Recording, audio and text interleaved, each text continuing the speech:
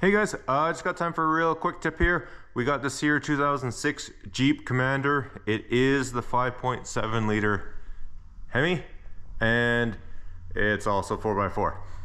So the thing I wanted to mention, when you're doing your checks, you get your vehicle up in the air, you're doing your front end check, right? Well, don't forget to check the back. Now, typically you'll just kind of feel it up and down, right? Check for a wheel bearing, something like that.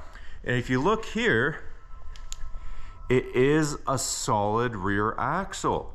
So I know what you're thinking, kind of like an old school truck, right? You got your whole axle that goes all the way through into the differential, and you're gonna always feel a little bit of play because it's just got the bearing on the inside in the side gear, and then the bearing on the outside here in the tube, and you'll feel a little bit of play, right? Well, not all are that case. Some of these, like this one, if you can see that, get you a little closer. Some of these have hub bearing assemblies. So it's always a good idea, check them anyways. Sure enough, let me get out to this side here. So when I checked this side, just your little, felt solid. Now, when I went over to check the other side, did the same thing. You know what, I felt a bit of play. That's when you look, hey, wait a minute, this side was tight, that side had a bit of play, I better do some digging into this.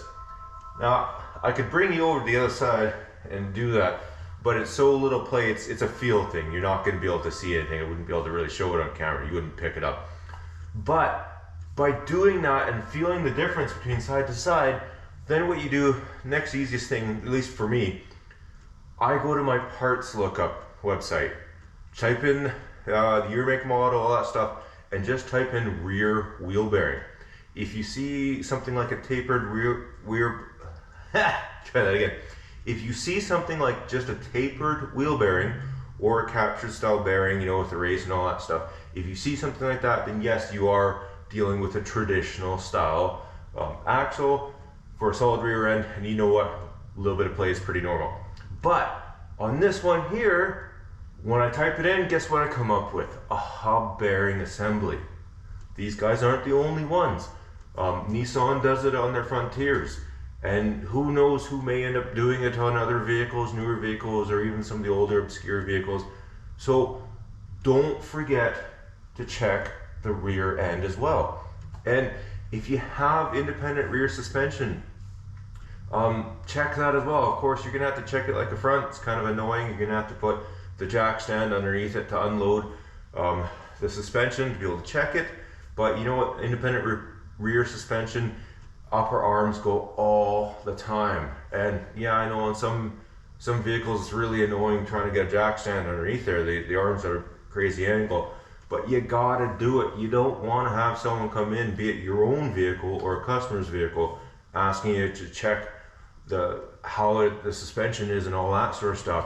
Tell them that, hey, it's okay, go for that long drive, go for that road trip, and then, you know, the wheel busts loose, right? Quick little things, right? It's kind of annoying, but we gotta do it once in a while.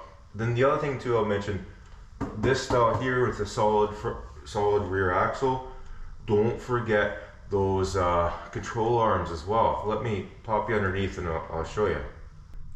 Okay, so you see these arms here, right? Well, we just take a peek at this upper, and can you see how that's resting all the way on the bracket on that side? That's the immediate telltale. Whereas, you know, you'd expect it to be something like this, right? Semi-centered. And then of course, when you look at that bushing is right knackered. The fuel tank's in the way of the other one, hard to show that. It's not as bad as that one, but it's still definitely on its way out as well. Now, that's gonna cause your whole axle to kind of float a little bit, not drastically. That's not, you know what, if I saw that and I wanted to go on a road trip and the rest of the vehicle was fine, I would still go. That wouldn't prevent me from going. And you know, it's not gonna, your rear end's not gonna go flying out or anything with something like that. But that definitely will affect your maneuverability, particularly high-speed emergency maneuverability. So good thing to look out for as well, right? You know, sometimes checking control arms and whatnot on a rear axle, whether it be solid or independent rear suspension. Sometimes it's hard to feel the play and check for things, but sometimes you can get visual indicators like that, or when it's been rubbing for quite a while, you'll see a whole bunch of rust.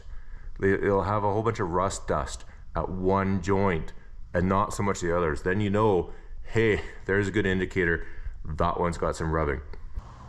So while we're on the subject of Jeeps and suspension checks, we got ourselves another Jeep. This is an 07 Wrangler, and you know what? It came in because the tranny was pooched. I don't know if you can see that down there. Now, the other thing I wanted to mention is anytime you have a vehicle that you get up in the air off the ground, go around, give all the wheels a quick shake, grab your light, give the brakes a quick look. Even if you have nothing to do with suspension, there's no checks or none of that, you know, I'm not even pulling a wheel off, right? You want to do a quick look around. It just takes you a second or so. You don't need to unload the suspension, do a full check or anything. Just grab a wheel, look for anything gross.